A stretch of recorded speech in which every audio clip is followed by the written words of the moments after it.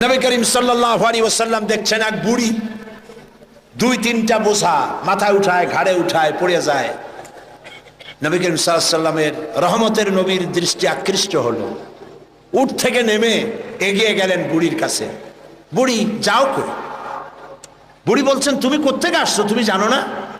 আব্দুল্লাহর পুত্র মুহাম্মদ এসেছে সাল্লাল্লাহু আলাইহি ওয়াসাল্লাম। আজার উপায় নাই, কাফের যেখানে পাবে সেখানে কাটবে। আমি আমার নিরাপদ জায়গায় পালাতে চাই। হুজুর বললেন, আমাকে দাও বোঝাগুলি, তোমার একটু আউগিয়ে দিয়েছি। বোঝাগুলি হাতে নিলেন, পথ চললেন। কিছুদিন গিয়ে মহিলা বলল, এটাই আমার নিরাপদ জায়গা, রাখো। রেখে দিলেন। বুড়ি কিছু পয়সা বের করে বলল, নাও কিছু পারিশ্রমিক। হুজুর বললেন, না আমি কোনো পারিশ্রমিক নেব না। বুড়ির চোখ এত বড় হয়ে গেছে। কাউকে এই দেশে মানুষ মানুষের উপকার করে বিনা পয়সায়? আশ্চর্য। তুমি যে আমার পেছন থেকে মালপত্র নিয়ে কেটে বড়নি, এই তো আমার কপাল। তুমি পয়সা নেবে না, কে তুমি? আল্লাহর নবী বলেন, বুড়িমা, যার ভয়েতে তুমি কাবা শরীফের নিকট থেকে নিরাপদ জায়গা যেটাকে মনে করেছে এই পর্যন্ত এসেছো, আমি সেই মক্কা নগরীর আব্দুল্লাহর এতিম পুত্র নবী মুহাম্মদুর রাসূলুল্লাহ। বুড়ি বলছেন, মুহাম্মদ সাল্লাল্লাহু আলাইহি ওয়াসাল্লাম তোমার বিরুদ্ধে নেতৃবৃন্দ এত বাজে কথা বলেছে, আমরা ভুল বুঝেছি। তুমি এত উদার, এত মহৎ, আগে বুঝতে পারি নাই, জানতে পারি নাই। ভুলের মধ্যে ছিলাম, আমি আর কাফের রইলাম না, আমিও মুসলমান হয়ে গেলাম। লা ইলাহা ইল্লাল্লাহু মুহাম্মাদুর রাসূলুল্লাহ। নবীজি মসজিদে হারামে প্রবেশ করলেন। সব নেতারা কলা পাতা কচু পাতার মতো থরথর করে কাঁপছে। হুজুর জিজ্ঞেস করলেন, ও কুরাইশের নেতারা, আমার কাছে আজ কি ধরনের ব্যবহার তোমরা আশা করো? তারা বললেন, ওদের রূহ কি আছে ভেতরে? সব ঠোঁটের কাছে এসে গেছে। বলছে, মুহাম্মদ সাল্লাল্লাহু আলাইহি ওয়াসাল্লাম একজন উত্তম ভ্রাতা, একজন উত্তম ভ্রাতুষ্পুত্রের কাছ থেকে যে ধরনের ব্যবহার আশা করা যায়, আমরা সেই ধরনের ব্যবহার আপনার কাছে আশা করি। নবীজি বললেন, কুরাইশের নেতারা শোনো, তোমাদের ব্যাপারে আমি আজ সেই কথাই বলবো যেই কথা বলেছিলেন আমার ভাই ইউসুফ আলাইহিস সালাম মিশরের প্রেসিডেন্ট হিসেবে। তিনি সিংহাসনে বসা, তার সামনে তার ভাইরা যখন তাকে না চিনে, তার কাছে যখন এসেছে খাদ্য খাবার নেওয়ার জন্যে, উনি তো ভাইগুলোকে চিনে ফেলেছিলেন। তিনি ওই 11 ভাই যারা তাকে কুয়ায় ফেলেছিল, ওই 11 ভাইয়ের ব্যাপারে আমার ভাই ইউসুফ আলাইহিস সালাম যে কথা বলেছিলেন, তোমাদের ব্যাপারেও আমি আজকে সেই একই কথা বলবো। লা তাসরিবা আলাইকুমুল ইয়াউম। আজ তোমাদের বিরুদ্ধে আমার কোনো অভিযোগ নাই, তোমাদের বিরুদ্ধে আমার কোনো বিদ্বেষ নাই, তোমাদের বিরুদ্ধে আমার কোনো প্রতিহিংসা নাই। সবাইকে মাফ করে দিলাম। আবু সুফিয়ানকে মাফ করে দিলাম। আবু সুফিয়ানের বাড়ি যারা আশ্রয় নেবে তাদেরকেও নিরাপত্তা দিলাম। সুবহানাল্লাহ। রাহমাতুল লিল আলামিন কাকে বলে? জনাবে মুহাম্মদ রাসূলুল্লাহ সাল্লাল্লাহু আলাইহি ওয়াসাল্লাম মক্কা দখল করলেন। তিনি যে যতগুলি যুদ্ধ করেছেন, কোন যুদ্ধই অফেন্সিভ ছিল না, সবগুলি ছিল ডিফেন্সিভ। যুদ্ধগুলো কি ছিল? আত্মরক্ষামূলক যুদ্ধ ছিল। তিনি আক্রমণ করেন নাই, আক্রান্ত হয়ে জবাব দিয়েছেন। তরবারি দিয়ে ইসলাম প্রচার হয় নাই, তরবারি দিয়ে ইসলাম প্রচার হয় না। ইসলাম প্রচার হয়েছে উদারতার ভালোবাসা দিয়ে। সেজন্যে বলতেছিলাম, নবী করিম সাল্লাল্লাহু আলাইহি সাল্লামের যত যুদ্ধ হয়েছে, কোন যুদ্ধ আক্রমণকারী তিনি ছিলেন না, আক্রান্ত হয়ে জবাব দিয়েছেন। এবং সমস্ত যুদ্ধে মুসলমান ছিল কম, কাফের ছিল বেশি। জয়যুদ্ধ হয়েছে কারা? বলেন না কারা? মুসলমানেরা আল্লাহ মুসলমানদেরকে বিজয় দান করেছেন সর্বত্র, বদরে, ওহদে, সব জায়গায়। আবারও করবেন ইনশাআল্লাহ। ফেজায়ে বদরে পয়দা কুন, ফেরেশতে তেরি নুসরত কো উতার सकते गर्दों से कतर अंदर कतर अभी। বদরের মুসলমানদের মতো ঈমান যদি তোমাদের তৈরি হয়, আজও আকাশ থেকে কাতারে কাতারে ফেরেশতা আল্লাহ রাব্বুল আলামিন তোমাদের জন্য নাজিল করে দিতে পারে। বদরের মাঠে মুসলমান 313 আর কাফের তো অগণিত। সেইখানে একজন মুসলমান দাঁড়িয়ে বলছিল, ইয়া রাসূলুল্লাহ, আমার কোনো অস্ত্র নাই, ইসলামের প্রথম জিহাদ, আমি কি নিয়ে যাব? একটা অস্ত্র দেন। হুজুর বললেন, আমার কাছে কোনো হাতিয়ার নাই। সাহাবী বললেন, হুজুর যা পারেন আপনার হাত দিয়া উঠাই আমার হাতে দেন। রাসূলুল্লাহ একটা শুকনা খেজুরের ডাল পাইলেন, শুকনা খেজুরের ডালটা তুলে নিজ হাতে সাহাবীর হাতে দিলেন। সাহাবী বলেন, রাসূলের দেওয়া শুকনা ডাল নিয়ে হাজার কাফেরদের ভিড়ের মধ্যে ঝাঁপিয়ে পড়লাম। রাসূলের দেওয়া শুকনা খেজুরের ডাল দিয়ে যখন আঘাত করলাম, ধারালো তরবারি দিয়ে আঘাত করলে যেমন অবস্থা হয়, শুকনা ডালের আঘাতে কাফেরদের কল্লা কেটে পড়ে গেল মাটির উপরে। কোনো বুঝতে পারে নাই। আল্লামা ইকবাল বলেছেন, দস্ত দস্ত दरिया भी न छोड़े हमने, दस्तो दस्त दरिया भी न छोड़े हमने, बहरे जुल्मत पे दौड़ा दिए घोड़े हमने। প্রান্তর প্রান্তর শ্রাবণের উত্তাল তরঙ্গমালার উপর দিয়ে টাইগ্রিসের বুক ঝাঁপায়া অশ্ববাহিনী সাথে করে নিয়ে আমরা দরিয়া পাড়ি দিয়ে দরিয়ার উপরে আফ্রিকার ভূখণ্ডে গিয়ে ইসলামের পতাকা উড্ডীন করেছি। সেই মুসলমান আমরা। সাদ বিন আবি ওয়াক্কাস রাদিয়াল্লাহু তাআলা আনহু 60,000 সৈন্য নিয়ে পারস্যের বহরস নগর অবরোধ করে দরিয়া পাড়ি দিয়ে ওপার যাবে। বললেন সাহাবীরা, সামনে দরিয়া পারাপারের জন্য কোনো ব্যবস্থা নাই, কি করতে চাও? ইসলাম দরিয়ার এপারে থাকবে না ওপারেও নিবা? সাহাবীরা বললেন, আপনি যেভাবে নির্দেশ করবেন সেনাপতি, আমরা তাই করব। তিনি বললেন, প্রস্তুত হও, অশ্ববাহিনী, উষ্ট্রারোহী, তীরন্দাজ, তরবারিওয়ালা, যে যে অবস্থা আছো আমার সাথে দরিয়া ঝাঁপায় পড়ো। অন্ধকার রাত, দরিয়ায় উত্তল ঢেউ চলছে। এই ঢেউয়ের মধ্য দিয়ে অশ্বারোহী, উষ্ট্রারোহী 60,000 সৈন্যের নেতৃত্ব দিচ্ছেন সাদ বিন আবি ওয়াক্কাস। বললেন, পড়ো আমার সাথে, নাস্তাঈনু বিল্লাহি ওয়া নাতাওয়াক্কালু ওয়া নাতাওয়াক্কালু আলাইহি, হাসবুনাল্লাহু নি'মাল ওয়াকিল, নি'মাল মাওলা ওয়া নি'মান নাসীর। ঐতিহাসিকরা লিখছেন, 60,000 সৈন্য নিয়ে এই দরিয়া পাড়ি দিয়ে নদীর ওপারে চলে যাওয়ার পর তিনি জিজ্ঞেস করলেন, সবাই তোমরা এসেছো কিনা? রাতের আধারে সবাই বললেন, সবাই খোঁজ খবর নিয়ে গুনে দেখলেন একটা ঘোড়াও হারায় নাই, একটা উটও ডুবে যায় নাই, একজন মানুষ হারায় যায় নাই, একজন মানুষের হাতের তরবারিও দরিয়ার ঢেউ ছিটকায়া নেয় নাই।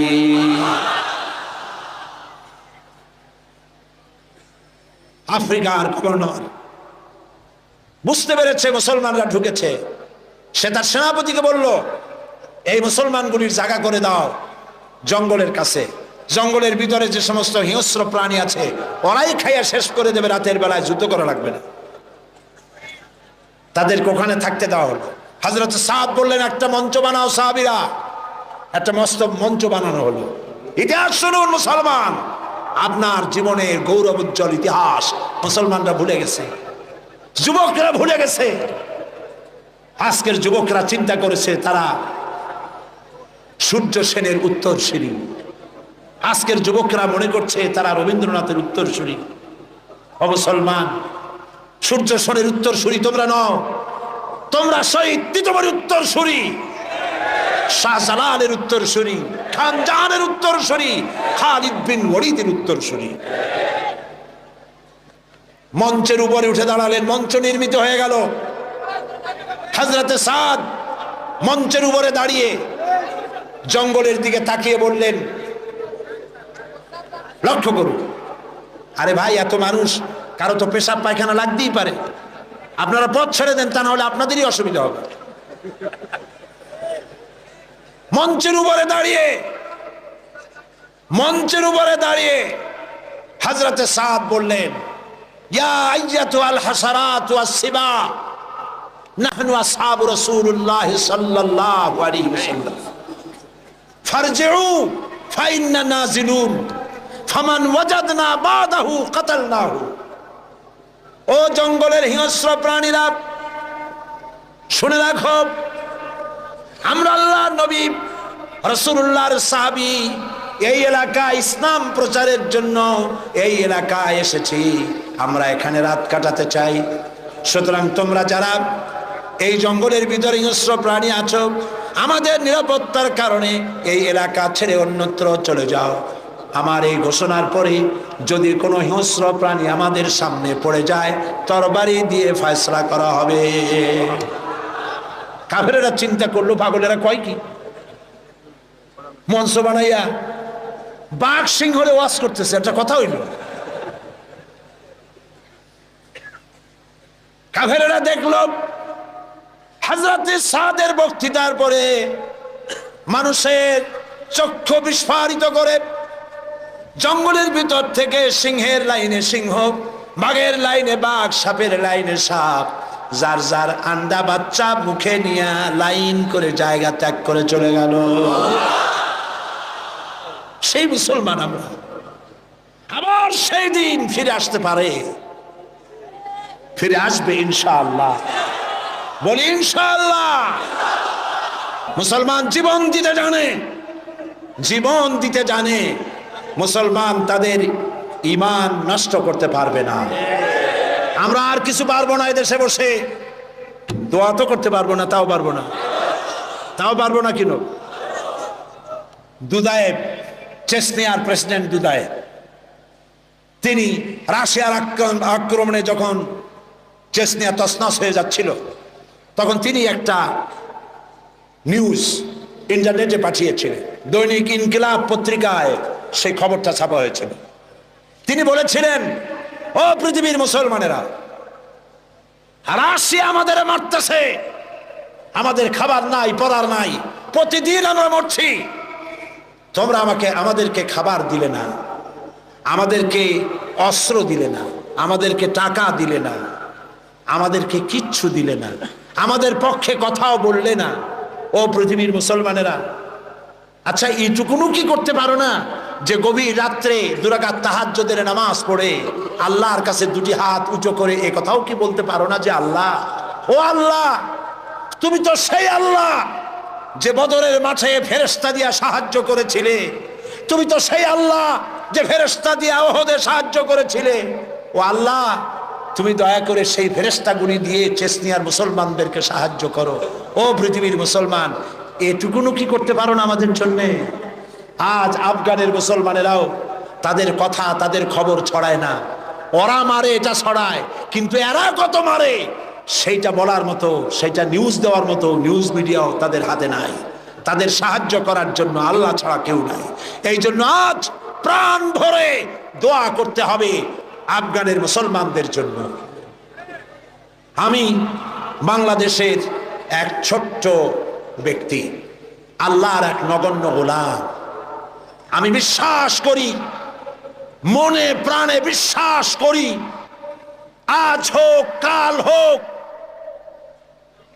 কাবা শরীফ ভাঙতে এসে আব্রাহার যে দশা করেছিলেন আল্লাহ, আফগানিস্তানের বুকে বুশের সেই দশা আল্লাহ করে দিবেন। বুশ হবে ইতিহাসের শেষ আব্রাহা ইনশাআল্লাহ।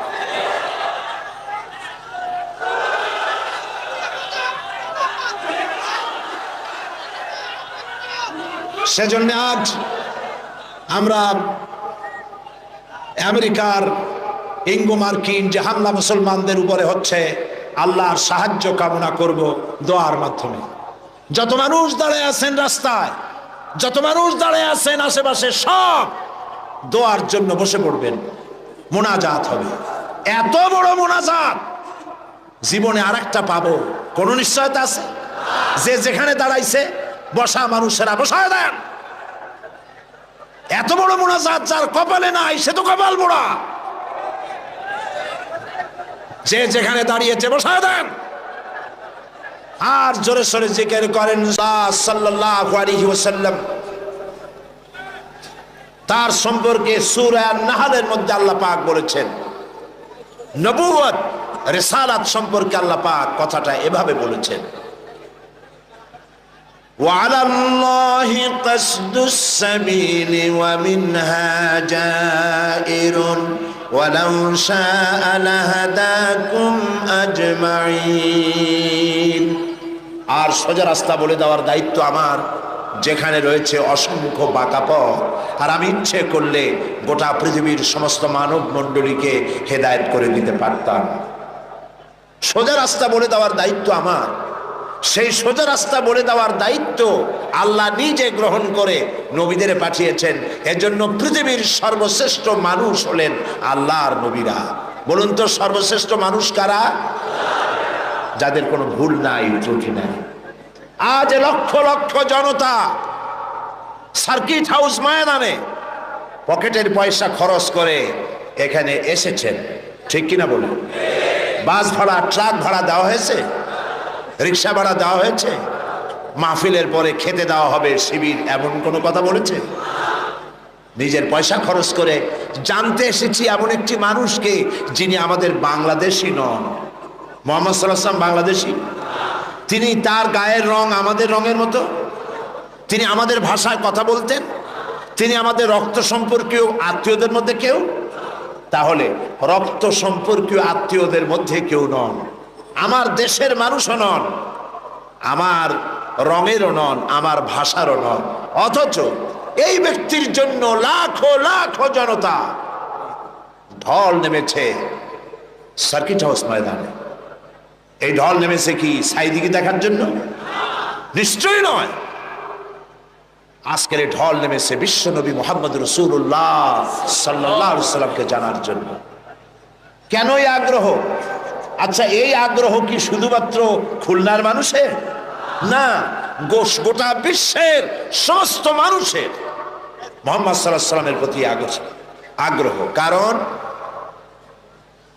দুনিয়ায় যত নেতা এসেছেন, সমস্ত নেতা কথা বলেছেন, সংগ্রাম করেছেন নিজের দেশের জন্য, সংগ্রাম করেছেন, লড়াই করেছেন, জেল খেটেছেন, কষ্ট করেছেন, বক্তব্য রেখেছেন নিজের দলের জন্য, দেশের জন্য, নিজের ভাষার জন্য, নিজের আঞ্চলিক এলাকার জন্য, ঠিক কিনা বলেন? পৃথিবীর যে কোনো দেশের নেতা এই চরিত্রে, প্রত্যেকটি নেতা, পৃথিবীর যে কোনো নেতার নাম আপনি বলবেন, সব নেতা নিজের অঞ্চল, নিজের ভাষা, নিজের মানুষ, নিজের দল, এই জন্যই কথা বলেছে সারা দুনিয়ায়।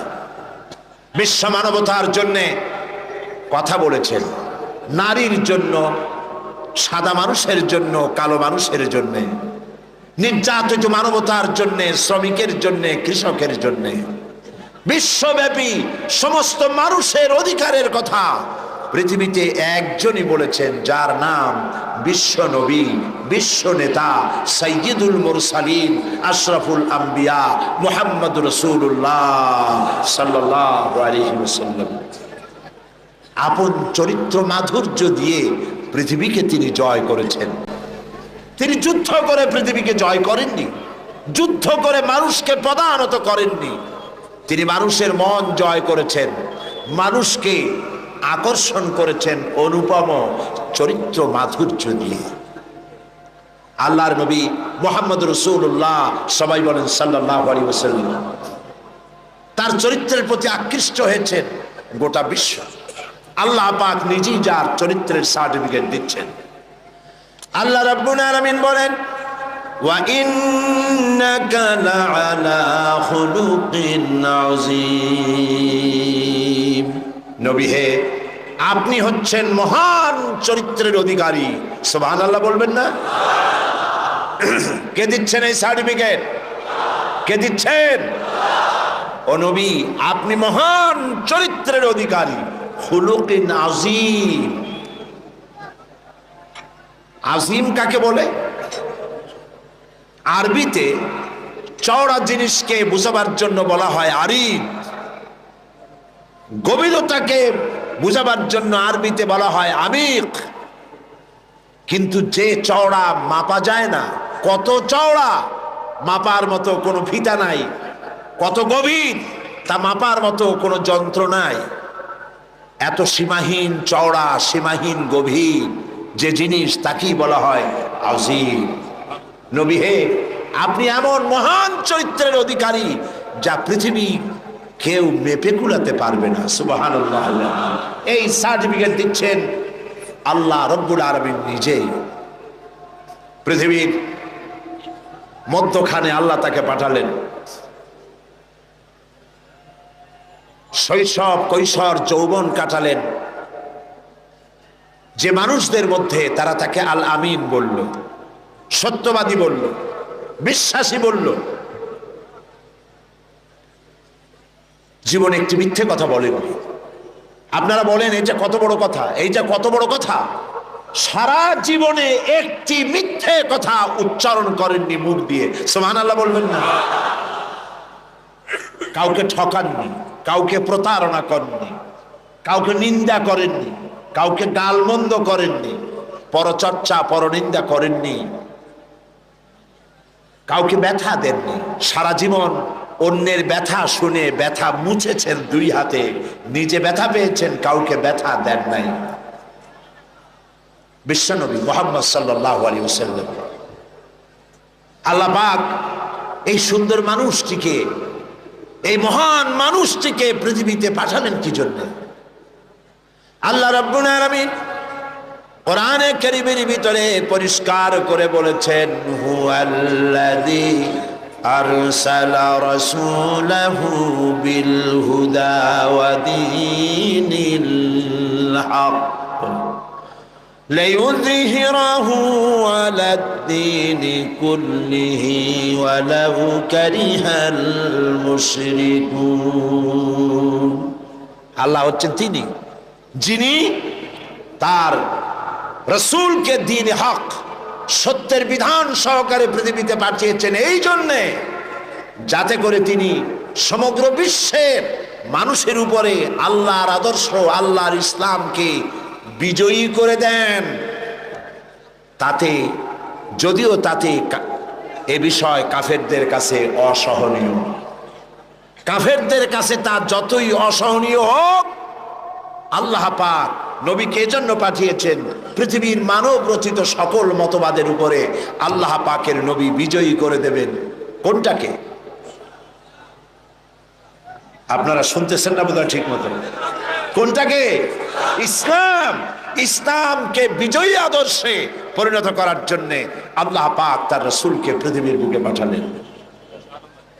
নবী করিম সাল্লাল্লাহু আলাইহি ওয়াসাল্লাম দ্বীনের দাওয়াত শুরু করেছেন। 40 বছর বয়সের সময় নবুয়ত পেলেন।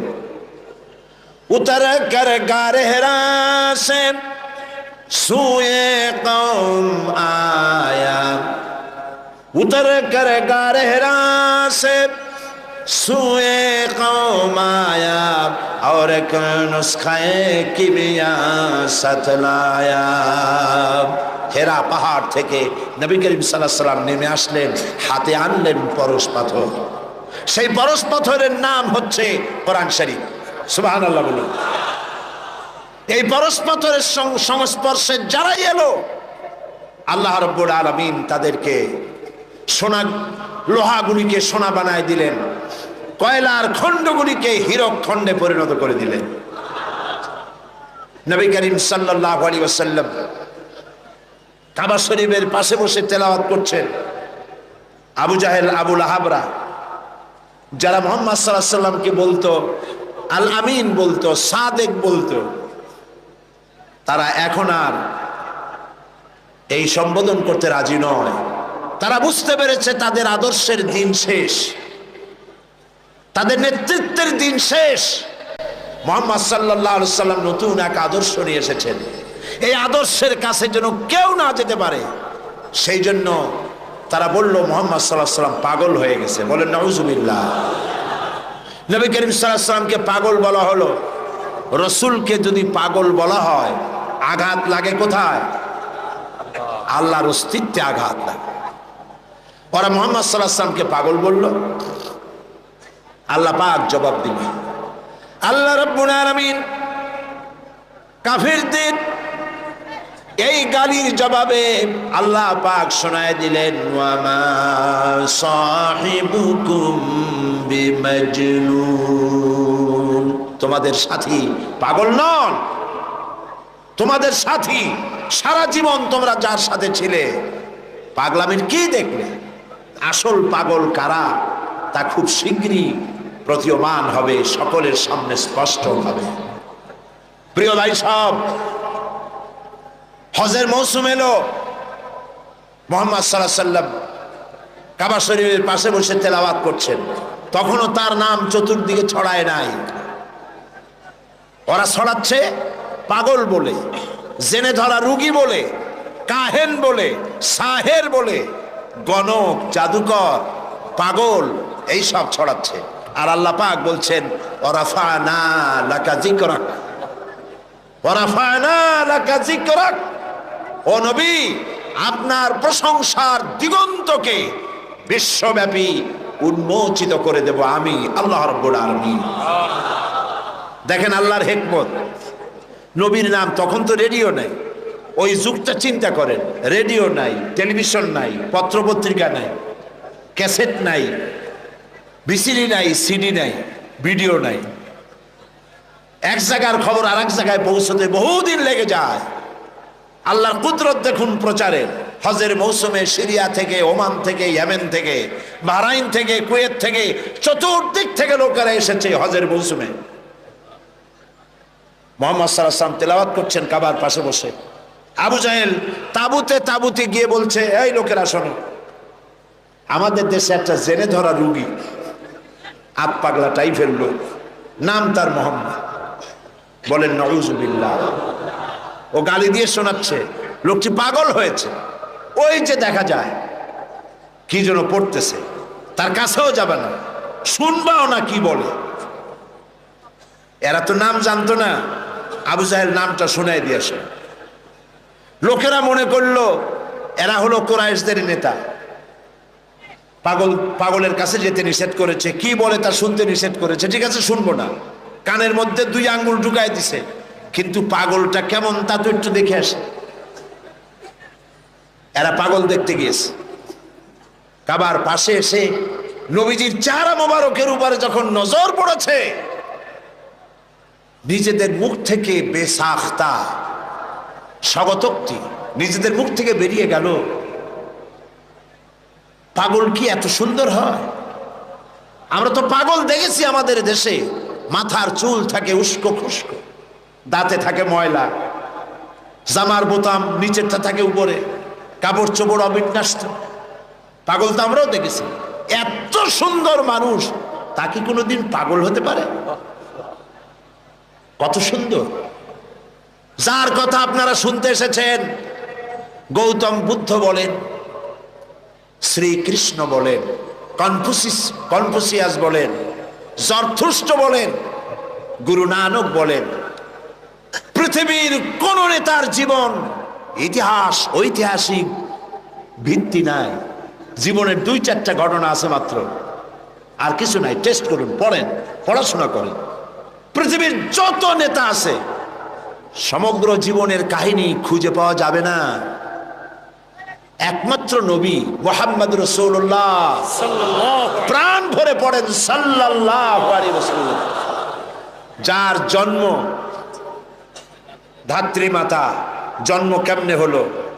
ধাত্রী মাতা, লালন পালন, শৈশব, কৈশোর, যৌবন, বিবাহ, হিজরত, নবুয়ত, যুদ্ধ বিগ্রহ, কেমনে হাসি দিতেন, কেমনে কথা বলতেন, মাথার চুল, মুখের দাড়ি, কয় গাছ পেকেছিল, কত গাছা কাঁচা ছিল, কিভাবে খানা খেতেন, কিভাবে টয়লেটে যেতেন, কিভাবে স্ত্রীর সঙ্গে সম্পর্ক রক্ষা করতেন, কিভাবে বাচ্চাদের সাথে ব্যবহার করতেন, কেমনে রাষ্ট্র চালাতেন, কেমনে যুদ্ধ করতেন, ছোট্ট তুচ্ছ জিনিস থেকে শুরু করে রাষ্ট্র পরিচালনা পর্যন্ত জীবনের সব কথা লিপিবদ্ধ হয়েছে। পৃথিবীতে এমন একজনও নাই, একজনই আছেন, জনাবে মুহাম্মদ রাসূলুল্লাহ সাল্লাল্লাহু আলাইহি ওয়াসাল্লাম। শামাইলে তিরমিজি বাংলা হয়ে গেছে। মেহেরবানি করে পড়েন, মেহেরবানি করে পড়েন, পড়ে দেখুন রাসূলুল্লাহর জীবনে কেমনে খানা খাইতেন, কেমনে হাঁটতেন, কেমনে বসতেন, কেমনে হাসতেন, কেমনে কাঁদতেন, সব লিপিবদ্ধ হয়েছে, কোনো কথা বাদ পড়ে নাই। সুবহানাল্লাহ। কারণ পৃথিবীর নেতারা তাদের জীবন দুই ভাগে বিভক্ত, একটা হচ্ছে পার্সোনাল লাইফ, আর একটা হচ্ছে প্রাইভেট, কি বলে, public life. Public character, personal character, চরিত্রটা দুই রকম, ব্যক্তিগত চরিত্র আর মানুষের সামনে দেখাবার মতো আরেকটা চরিত্র। নবী করিম সাল্লাল্লাহু আলাইহি ওয়াসাল্লামের চরিত্র এরকম ছিল না। কোন নেতা এই সাহস করবে না তার স্ত্রীকে বলার, স্ত্রীর কাছেই তার স্বামীর সমস্ত দুর্বলতা স্ত্রীর জানা থাকে। কথা ঠিক কিনা? কে সাহস করবে তার ড্রাইভারকে বলবে, তার স্ত্রীকে বলবে, তার বন্ধুদেরকে বলবে, আমার ছাত্র জীবন থেকে শুরু করে এই পরিণত বয়স পর্যন্ত যা যা যেখানে যা করেছি দিনে রাত্রে সব বলে দাও মানুষের কাছে? পারবে না। পারবেন বিশ্বনবী মুহাম্মদ রাসূলুল্লাহ সাল্লাল্লাহু আলাইহি ওয়াসাল্লাম। আল্লাহর নবী সাহাবায়ে কিরামদের বলেছেন, ও আমার সাহাবীরা, দিনের আলোতে আমার ভিতরে যে আচরণ তোমরা দেখতে পাও, রাতের আধারে আমার ভিতরে যে আচরণ তোমরা দেখতে পাও, ও আমার স্ত্রীরা, রাতের আধারে কপাট বদ্ধ রুমের ভিতরে আমার যে আচরণ দেখতে পাও, বদ্ধ দরজার বাইরে দিনের বেলায় রাতের বেলায় যে আচরণ আমার দেখতে পাও, যে চাল চলন দেখতে পাও, সব কিছু খুলে খুলে মানুষের সামনে বলে দাও। এরকম আসতে কইলেন সুবহানাল্লাহ। এই হলেন বিশ্বনবী, এই হলেন বিশ্বনবী। ফাইনা তাযহাবুন, ও মুসলমানেরা, আসল নেতা থুইয়া কোন নেতার পিছনে দৌড়া? হায় রে কপাল পোড়া মুসলমান, তোমার নেতা আমার নেতা, সাতামাতা সাতামাতা এইসব মাইনসে কয়। তোমার নেতা আমার নেতা বিশ্বনবী মুস্তাফা সাল্লাল্লাহু আলাইহি ওয়াসাল্লাম। চিল্লায় বলো, তোমার নেতা আমার নেতা কে?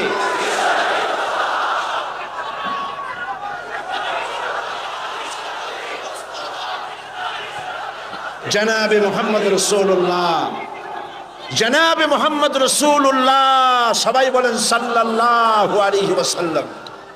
সুবহানাল্লাহ, কি চরিত্র, কি সুন্দর।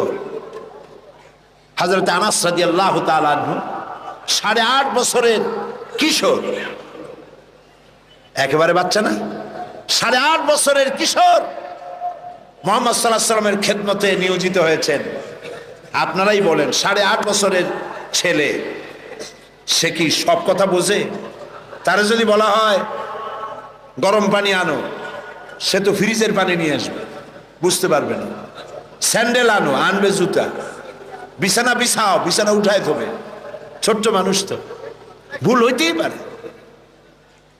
সে আনাস রাদিয়াল্লাহু তাআলা আনহু কি বলছেন রাসূল সম্পর্কে, আহারে।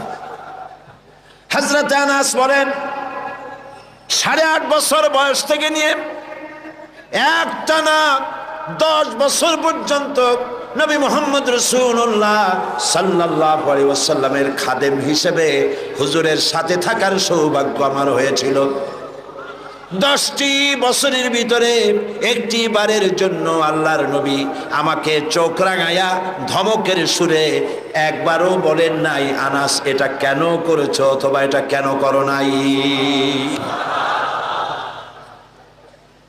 সেই হযরত আনাস বলেন, একবার নিয়ে গেলাম রাসূলকে আমার বাড়ি দাওয়াত খাওয়াইতে। হুজুর সাল্লাল্লাহু আলাইহি ওয়াসাল্লাম আমার বাড়িতে খানা খেয়ে বাইরে বেরিয়েছেন। ওটা ছিল পূর্ণিমার রাত। আমার মা বাইরে এসে একবার পূর্ণিমার চাঁদের দিকে তাকান, আর একবার রসুলের চেহারার দিকে তাকান। বারবার তাকাতাকি করছে। আমি প্রশ্ন করলাম, মা পূর্ণিমার চাঁদ আর রসুলের চেহারায় বারবার তাকাইয়া দেখো কি? মা আমার বলল, আনাস রে, আমি পূর্ণিমার চাঁদ আর রসুলের চেহারার সঙ্গে কম্পেয়ার করতেছিলাম, তুলনা করতেছিলাম। আমার মনে হলো নবীজি যখন ঘরের থেকে বাইরে নেমেছেন, নবীজির চেহারার সামনে, নবীজির চেহারার সৌন্দর্যের সামনে পূর্ণিমার চাঁদ যেন ম্লান হয়ে গিয়েছে। পূর্ণিমার চাঁদের মধ্যে কলঙ্ক কালিমা আছে, আল্লাহর নবীর চেহারার ভিতরে কোনো কালিমা দেখতে পেলাম না। রাসূলুল্লাহর এই চেহারা দেখে বিভিন্ন দেশ থেকে আগত কাফেরেরা হুজুরের চেহারা দেখে পাগল হয়ে গেছে। তারা নিজেরাই বলতেছে, পাগলের সুরত এইরকম হয় নাকি?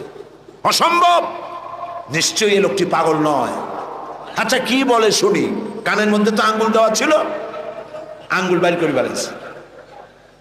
নবীজি তেলাওয়াত, হুজুর সাল্লাল্লাহু আলাইহি ওয়াসাল্লাম তেলাওয়াত করছেন। ভালো কারি যারা, সুন্দর গলার আওয়াজ আল্লাহ যাদেরকে দান করেছেন, সেই সুন্দর গলার আওয়াজ দিয়ে যখন তেলাওয়াত করে কারি, কেমন লাগে? খারাপ লাগে না মজা লাগে? এই যে আব্দুর রহমান আস-সুদাইস, শেখ আব্দুর রহমান আস-সুদাইস, ইমাম খতিব মসজিদুল হারাম মক্কা আল মুকাররমা, আব্দুর রহমান আল হুজাইফি, ইমাম খতিব মসজিদ নববী শরীফ মদিনা আল মুনাওয়ারা, সুবহানাল্লাহ। এইসব কারীদের তেলাওয়াত কেমন লাগে? কারি আব্দুল সামাদ আব্দুল বাসেত, একজন আমেরিকা আমাকে বলেছিল যে কারি আব্দুল বাসেত যখন তার মায়ের পেট থেকে দুনিয়া আসছিল, তার মা যে কত কত কেজি মিশ্রি তারে খাওয়াইছিল, চিনি খাওয়াইছিল, আল্লাহই জানে। সুবহানাল্লাহ। সাধারণ মানুষের তেলাওয়াত শুনলে চোখ দিয়ে অর্থ বোঝে না, চোখ দিয়ে পানি পড়তে থাকে। কোরআনের প্রতি যাদের মহব্বত আছে, অর্থ বোঝে না, চোখ দিয়ে পানি পড়ে। এ কোনো সাধারণ কারি নয়। এখন তেলাওয়াত করতেছেন তিনি, যার উপরে কোরআন নাজিল হয়েছে। সুবহানাল্লাহ। আল্লাহর নবীর তেলাওয়াত কাফেরদের কানের মধ্য দিয়া কলিজার ভিতরে প্রবেশ করা শুরু করে দিয়েছে। বাইরের থেকে যে লোকগুলি আসলো, নবীজির মুখে তেলাওয়াত শুনে নিজেদের অজান্তেই তাদের মুখ থেকে বেরিয়ে গেল, লা ইলাহা ইল্লাল্লাহু মুহাম্মাদুর রাসূলুল্লাহ। জোরে সরে পড়েন, লা ইলাহা লা ইলাহা ইল্লাল্লাহ। আরো জোরে, লা ইলাহা নাই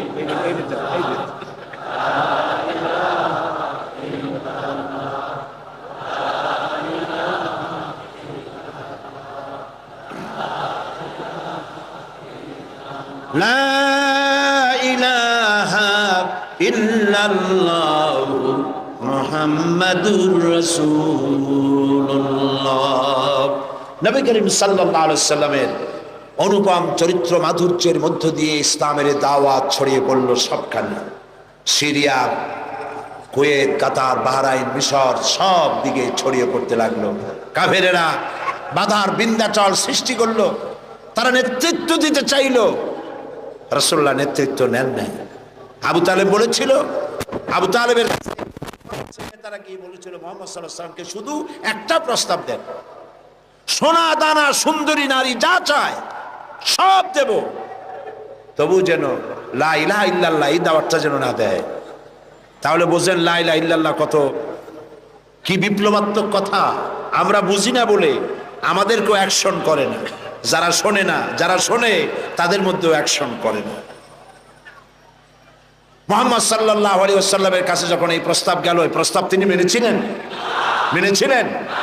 আল্লাহর নবী বলেছিলেন, চাচা আবু তালেব নেতৃবৃন্দকে শুনিয়ে দেন, সোনা দানা টাকা পয়সা তো দূরের কথা, যেটা তারা দিতে পারবে না, তাও যদি তারা দিতে পারে আকাশের ওই সূর্যটা এনে যদি ওরা মুহাম্মদ সাল্লাল্লাহু আলাইহি ওয়াসাল্লামের হাতে, ডান হাতে উঠায় দেয়, আকাশের ওই পূর্ণিমার চাঁদটা ধরে এনে ওরা যদি মুহাম্মদ সাল্লাল্লাহু আলাইহি ওয়াসাল্লামের বাম হাতে তুলে দেয়, এরও বিনিময় আল্লাহর নবী মুহাম্মদ রাসূলুল্লাহ সাল্লাল্লাহু আলাইহি ওয়াসাল্লাম এক মুহূর্তের জন্য তাওহীদের দাওয়াত বন্ধ করে দেবে না। আমি এসেছি পৃথিবীর বুকে ইসলামকে বিজয়ী করার জন্য। আল্লাহ পাক তার রাসূলকে সাহায্য করলেন, 13 বছর মক্কায় থেকে লোক তৈরি করলেন। বন্ধুরা, ইসলাম শুধু নামাজ, রোজা, হজ, যাকাত সর্বস্ব নয়। ইসলাম কমপ্লিট কোড, এটা হলো পূর্ণাঙ্গ জীবন বিধান যা মানুষের জীবনের সবটাকে কন্ট্রোল করে। এটা বুঝতে চায় না ধর্ম নিরপেক্ষবাদীরা। আল্লাহ তৈরি করেছেন ইসলাম, শয়তান তৈরি করেছে সেকুলারিজম। ধর্মনিরপেক্ষ মতবাদ কে তৈরি করেছে? জোরে বলেন, কে করেছে? শয়তান তৈরি করেছে। আর আল্লাহ সৃষ্টি করেছেন, তৈরি করেছেন মানবতার কল্যাণের জন্য ইসলাম। সমস্ত নবীদেরকে আল্লাহ পাক কিসের উপরে পাঠাইছেন? কি প্রচার করতে পাঠাইছেন? বলেন, জবাব দেন, কি প্রচার করতে পাঠিয়েছেন? ধর্ম নিরপেক্ষ মতবাদ প্রচার করতে আল্লাহ যে নবীকে পাঠাইছেন সেই নবীর নাম কোন? কোন নবীকে পাঠাইছেন? ধর্ম নিরপেক্ষ মতবাদ প্রতিষ্ঠার জন্য পৃথিবীতে এসেছে শয়তান। কে এসেছে? চিল্লায় বলেন। কাজী ওদের কাছে ধর্ম হলো বিপদ, ধর্ম নিরপেক্ষ মতবাদীদের কাছে ধর্ম হলো বিপদ। আর ইসলাম মানবতার কল্যাণ সাধনে পৃথিবীতে ইসলাম এসেছে। তুমি কেন ধর্ম নিরপেক্ষ মতবাদী হবে? তোমাকে ইসলামে আসতে হবে, কারণ ইসলাম আল্লাহর তৈরি করা। 13 বছর বসে লোক তৈরি করলেন নবীজি। কেমন লোক? আবু বকর, ওমর, ওসমান, আলী, আব্দুর রহমান বিন আউফ, আবু উবাইদা ইবনুল জাররাহ, খাব্বাব, খুবাইব, আম্মার রিদওয়ানুল্লাহি তাআলা আলাইহিম আজমাইন। এই সব সাহাবী সব তৈরি হয়ে গেল। এই পথে, ইসলাম প্রতিষ্ঠার পথে বাধা দিল বৃদ্ধরা, আর সহযোগিতা করলো যুবকেরা। তাও সুবহানাল্লাহ কইতে ইচ্ছা করে না। দেখেন নবীজি কি বলছেন। আল্লাহ নবী বলছেন, উসিকুম বিশ-শাবাবি খায়রা ফাইন্নাহুম আরাক্কু আফইদা লাকাদ বাসানি আল্লাহু বিল হানিফিয়্যাতি সামহা ফাহালাফানি আশ-শাবাব ওয়া খালাফানি আশ-শায়ুখ ক্বালা an-নবী সাল্লাল্লাহু আলাইহি ওয়াসাল্লাম। আল্লাহর নবী বলেন, আমি তোমাদেরকে নসিহত করছি, যুবকদের ব্যাপারে তোমরা কল্যাণকামী হবে, কারণ আল্লাহ রাব্বুল আলামিন উদারতা সহকারে এই পৃথিবীতে দ্বীন প্রতিষ্ঠার জন্য আমাকে পাঠিয়েছেন। এ ব্যাপারে আমাকে সাহায্য করেছে যুবকেরা, আর বিরোধিতা করেছে বুড়োরা। যুবক এরাই আমাকে সাহায্য করেছে। দেখেন বিরোধিতা যারা করলো তাদের বয়স কত? আবু জাহাল, আবু লাহাব, উতবা, সাইবা, মুগিরা, গোষ্ঠী সুদ্ধা সব 40-এর উপরে। এদের বয়স 40-এর উপরে। আর যারা নবীকে সহযোগিতা করলেন, আবু বকর, ওমর, ওসমান, আলী, আব্দুর রহমান বিন আউফ, জুবাইর ইবনুল আওয়াম রিদওয়ানুল্লাহি তাআলা আলাইহিম আজমাইন, সব 37, 26, 17, 8.5 এইরকম বয়স। হযরত আলী যখন ইসলাম কবুল করেন বয়স ছিল 8.5 বছর মাত্র। সুবহানাল্লাহ কইতে ইচ্ছা করে না। জুবাইর ইবনুল আওয়াম, আব্দুর রহমান বিন আউফ মাত্র 17 বছরের যুবক। ওমর রাদিয়াল্লাহু তাআলা আনহু মাত্র 26 বছরের টগবগে ভরা যুবক। যুবকরা সাহায্য করেছে, বুড়োরা বিরোধিতা করেছে। তাই বলে আজকে যে সমস্ত বৃদ্ধরা এখানে আছেন তারা মন খারাপ করবেন না। আমরাও কিন্তু ওই কালটা কাটায় আসছি, যৌবন কালটা, ঠিক না? আমি তো আপনাদের দলে, আমরা ওই কালটা কাটিয়ে এসেছি। তবে সেই কালটা যদি আল্লাহর দ্বীনের কাজে লেগে থাকে সেটাই হলো কিসমতের কথা। সুবহানাল্লাহ। এই সৌভাগ্য ইসলামী ছাত্র শিবিরের। আলহামদুলিল্লাহ বলি, আলহামদুলিল্লাহ বলি। বন্ধুগণ, নবী করিম সাল্লাল্লাহু আলাইহি ওয়াসাল্লাম দ্বীন প্রতিষ্ঠার লক্ষ্যে 13 বছর পূর্ণ হয়ে গেল, মদিনায় লোক তৈরি হয়ে গেল, মক্কায় লোক তৈরি হয়ে গেল, এবার রাষ্ট্র ক্ষমতা হাতে নেওয়ার পালা। আজকের এই বিশাল জনসমুদ্রে ধর্মনিরপেক্ষ মতবাদী আদর্শে যদি কোনো বিশ্বাসী ব্যক্তি থাকেন, আমি আমার ওই ভাইকে বলবো, লক্ষ্য করে শোনেন, হিজরতের বেলায় রাসূলুল্লাহকে আল্লাহ কি শিখাচ্ছেন। যারা ধর্ম আর রাজনীতি আলাদা মনে করেন, ধর্মনিরপেক্ষতার আদর্শে বিশ্বাসী হওয়ার কারণে তারা কান খুলে শুনুন রাসূলুল্লাহকে হিজরতের সময় আল্লাহ কি দোয়া শিখালেন। আল্লাহ রাব্বুল আলামিন নবীজিকে শিখালেন হিজরতে। নবীজিকে শিখানো হলো রব্বি আদখিলনি মুদখালা সিদকিন ওয়া আখরিজনি মুখরাজা সিদকিন ওয়াজআলনি মিন লাদুনকা সুলতানান নাসীরা। আয় আমার রব, আমাকে সত্যের সাথে প্রবেশ করাও, সত্যের সাথে আমাকে বের করো, আর সুলতানে নাসির আমার হাতে দাও। সুলতানে নাসির দুনিয়ার সব মুহাদ্দিসিন মুফাসসিরিনে কেরাম একমত, সুলতানে নাসির মানে রাষ্ট্রীয় পাওয়ার। আয় আল্লাহ, তুমি আমাকে রাষ্ট্রীয় পাওয়ার হাতে দাও, রাষ্ট্র ক্ষমতা দাও। রাষ্ট্রীয় ক্ষমতা হাতে পেলেই জনগণকে ভালো বানানো যায়, শুধু নসিহত করে মানুষকে ভালো বানানো যায় না। ঠিক কিনা বলেন? ঠিক কিনা বলেন? রাষ্ট্রীয় ক্ষমতা হাতে থাকতে হয়। রাষ্ট্রীয় ক্ষমতা যদি ভালো মানুষের হাতে থাকে মানুষ ভালো হয়, খারাপ মানুষের হাতে থাকলে মানুষ খারাপ হয়ে যায়। কারণ উপরের পানি নিচে নামে, নিচের পানি কখন উপরে যায় না। রাষ্ট্রের হুকুম মতোই তো দেশ চলে। এই রাষ্ট্রীয় ক্ষমতায় যারা থাকে তারা যদি সন্ত্রাসী না হয়, জনগণ সন্ত্রাসী হইতে পারে না। রাষ্ট্রীয় ক্ষমতায় যারা থাকে তারা যদি দুর্নীতিবাজ না হয়, তাহলে জনগণও দুর্নীতিবাজ হইতে পারে না। রাষ্ট্রীয় ক্ষমতায় ভালো মানুষ যদি যায় তাহলে দেশ ভালোভাবে চলতে পারে। ঠিক কিনা? আল্লাহর নবী আরো বলেছেন, আকাশের অসংখ্য তারকা পুঞ্জের ভেতরে পূর্ণিমার চাঁদের যে মর্যাদা, আল্লাহ রব্বুল আলামিনের নবী বলেন আমার উম্মতের মধ্যে আমার উলামাদের সেই মর্যাদা। এদেশে ইসলাম, সততা, চরিত্র, দ্বীন, ঈমান যতটুকু টিকে আছে তা আলেমদের কারণে, হাক্কানি পীর বুজুর্গদের কারণেই তা টিকে আছে। সুবহানাল্লাহ বলেন, আলহামদুলিল্লাহ বলেন। ইসলামী আন্দোলন, আলেম ওলামা, পীর বুজুর্গ, মাদ্রাসা মসজিদ, এরা এদেশের ঈমান, আমান, চরিত্র, দ্বীন, আমানতদারি, টুপি, দাড়ি এরাই টিকায় রাখছে। আলহামদুলিল্লাহ বলেন।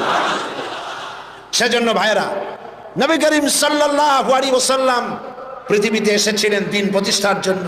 কাফেরেরা বরদাস্ত করতে পারে নাই। তারা চেয়েছে আল্লাহর দ্বীনকে দুনিয়া থেকে মিটায় দেবে। ওরা চায় দ্বীন মিটায় দেবে, আল্লাহ চান দ্বীন প্রতিষ্ঠা করবেন। কথা টিকবে কার? বলেন টিকবে কার? আল্লাহ রাব্বুল আলামিনের কথাই টিকবে। কালিমাতুল্লাহি হিয়াল উলিয়া, আল্লাহর কথাই সর্বোচ্চ থাকবে। আল্লাহ রাব্বুল আলামিন কোরআনে কারীমের মধ্যে বলে দিয়েছেন, ওয়ালা তাহিনু ওয়ালা তাহজানু ওয়া আনতুমুল আ'লাউনা ইন কুনতুম মুমিনিন। কোনো ভয় নাই, কোনো চিন্তা নাই, যদি তোমরা মুমিন হও আমি আল্লাহ রাব্বুল আলামিন তোমাদেরকে জয়ী করে দেব। বিজয় তোমরাই লাভ করবে। নবী করিম সাল্লাল্লাহু আলাইহি ওয়াসাল্লাম হিজরত করলেন, মক্কা শরীফ থেকে মদিনায় চলে এলেন। তিনি আজ মদিনা স্টেটের প্রেসিডেন্ট। সুবহানাল্লাহ বলেন। রাতের আধারে এসেছেন, রাতের আধারে এসেছেন একজন মানুষ সাথে নিয়ে। আজ রাসূলুল্লাহ প্রেসিডেন্ট, বদরের বিজয় হয়েছে, ফতে মক্কার সময় এসেছে, রাসূলুল্লাহ মক্কা দখলের জন্য যাচ্ছেন। সাথে আজ কত লোক? 10,000। কয় হাজার? 10,000। সেনাবাহিনী সাহাবীদের সাথে নিয়ে চলেছেন, হাতে 10,000 তরবারি চকমক করছে। মক্কার পাশে এসে যখন পৌঁছে গেছেন, আরে যে ব্যক্তি রাতের আধারে একজন মানুষ সাথে নিয়ে আত্মগোপন করে মদিনায় এলেন, আল্লাহ তাকে আজকে প্রেসিডেন্টের বেশে মক্কায় পৌঁছায় দিচ্ছেন। সুবহানাল্লাহ। আল্লাহকে বিশ্বাস করো। ইউসুফ আলাইহিস সালামকে যারা কুয়ার মধ্যে ভালাইছিল, কারা ভালাইছিল? ভাইরা। কুয়ার মধ্যে যারা ভালাইছিল তারা তো মনে করেছিল কুয়ায় ভালাই দিছি, এটা মরণ কুয়া, কিন্তু ওরা তো জানে না এটা